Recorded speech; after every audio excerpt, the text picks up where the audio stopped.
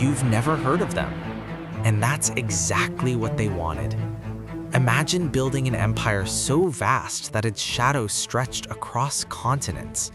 Imagine ruling for longer than Rome existed, longer than the United States has existed. Imagine creating wealth that funded the greatest explorations of the age. And then, nothing. No statues in major museums, no holidays in your honor, no school children memorizing your name. Just silence. What if I told you that an entire civilization didn't just fall, it was edited out? Not by conquerors with swords, but by librarians, by map makers, by historians who decided that some stories are worth keeping and some are worth letting rot. What I'm about to tell you isn't just about a forgotten empire, it's about how easily you could be forgotten too. Let me take you to the 14th century. While Europe was stumbling through the Black Death, while England and France were hacking each other apart in the 100 Years' War, somewhere else something extraordinary was happening. In West Africa, a king named Musa prepared for a journey. But this wasn't a simple pilgrimage. This was a procession that would literally crash economies. Mansa Musa, to give him his title, packed so much gold onto his camels that when he passed through Cairo, he spent and gave away so much that the price of gold collapsed for over a decade. Historians estimate his wealth as uncountable. Truly, some modern economists have tried to calculate it and simply stopped. He may have been the richest human being who ever lived. His empire, the Mali Empire, was a place where scholars were more respected than warriors, where the city of Timbuktu housed universities that drew thinkers from across the Islamic world, where books were more valuable than any other trade good. And here's the question that keeps historians awake at night. If this empire was so powerful, so wealthy, so intellectually advanced, why have most of you never studied it in school? This is where it gets uncomfortable. Because the Mali Empire didn't disappear the way Rome did. There was no single sacking, no dramatic collapse, no moment you can point to and say, there, that's when they fell. Instead, something more insidious happened. First, the shift of trade routes. When the Portuguese began sailing around West Africa, the overland routes that had made Mali rich became obsolete. Economic power moved to the coast. The trans-Saharan caravans slowed, and when the money stops flowing, empires don't just shrink, they starve. Second, the rise of new powers. The Songhai Empire rose from within Mali's former territories. They absorbed the cities, the universities, the trade networks. But here's the critical detail. New empires rarely celebrate the old ones. They rewrite the origin story. They make the predecessor a prelude. And third, the colonial scissors. And then came the Europeans who really wanted Africa forgotten. Not destroyed, forgotten.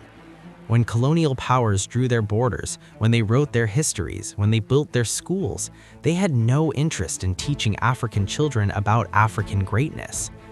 Think about that for a moment. A child born in Timbuktu in 1930 would learn about Charlemagne, about Napoleon, about the Roman Empire. But the universities beneath their feet, the libraries their ancestors filled, the king so rich he bent economies, none of that made it into the textbook. Not because it wasn't true, but because a people who know their own greatness are very difficult to rule. Here's what most people don't understand about cultural erasure. It's not just about losing facts. It's about losing questions. When the Mali Empire faded from memory, West Africa didn't just lose a chapter of history. It lost proof. Proof that complex governance existed south of the Sahara before Europeans arrived. Proof that immense wealth could be built on African terms. Proof that scholarship was valued at the highest levels. And when proof disappears, doubt creeps in. Generations grow up internalizing a story written by someone else. They begin to believe, without anyone ever saying it directly, that their ancestors were waiting for history to happen to them, that civilization arrived on ships, that greatness has a color and a longitude. This is the deepest cut of all, because it doesn't just steal the past, it poisons the future. How do you build greatness if you've been taught you were never great? How do you dream of empires if the only empires in your textbooks are the ones that enslaved your ancestors? The crime isn't just forgetting. The crime is making people forget that they forgot.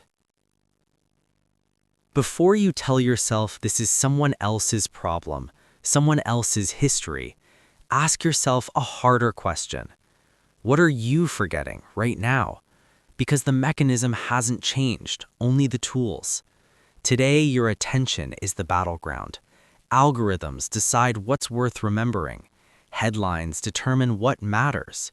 Social media flattens complexity into shareable fragments. A language dies somewhere in the world every 40 days, not because anyone banned it, but because the younger generation chose the language of economic survival over the language of their grandmother's prayers. Local histories are buried under global narratives. Your great-grandchildren may not know the name of the street you grew up on, but they'll know the plot of a movie released last weekend. This isn't conspiracy. This is attention economics, and it raises a terrifying question. If an empire as wealthy as Mali can be reduced to a footnote in less than 500 years, how long will your culture survive the algorithm? But here's the thing about memory. It has a survival instinct. In villages across West Africa, griots still exist. Oral historians who carry centuries of genealogy, of epic poetry, of royal lineage, all in their minds. They were the libraries before books, and they remained the libraries when books were burned or banned or simply never written. They remember. And now, something unexpected is happening. Digital archives are being rebuilt. Young scholars are traveling back to ask the elders questions their parents never thought to ask. The universities of Timbuktu, those ancient centers of learning, are being reconstructed brick by brick, manuscript by manuscript. Because memory is patient. It waits. It waits for the moment when someone finally asks, "What was here before? What did we lose? Who decided we should forget?" And in that moment, the empire that was erased begins to breathe again. The greatest trick of conquerors is not making people disappear. It's making people believe they never were there at all. But the dead don't stay dead, and neither do the forgotten. They just wait for someone to ask the right question.